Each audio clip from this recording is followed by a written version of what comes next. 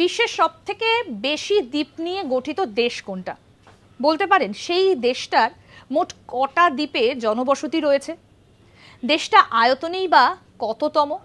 আসুন এইসব প্রশ্নের উত্তরগুলো আপনাদেরকে দেওয়ার আগে দেশটার নাম বলি।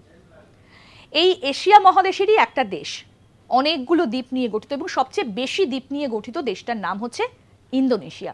ইন্দোনেশিয়ার সঙ্গে আমরা সবাই পরিচিত, কারণ মাঝে মধ্যেই একাধিক ভূমিকম্পের খবরের নজরে উঠে আসে ইন্দোনেশিয়া। বিভিন্ন সময় ইন্দোনেশিয়া এবং সংলগ্ন বিভিন্ন যে দ্বীপগুলো রয়েছে, যেমন জাভা, সুমাত্রা, এই জায়গাগুলোতে বারে বারেই ভূমিকম্পের খবর আমাদের নজরে আসে।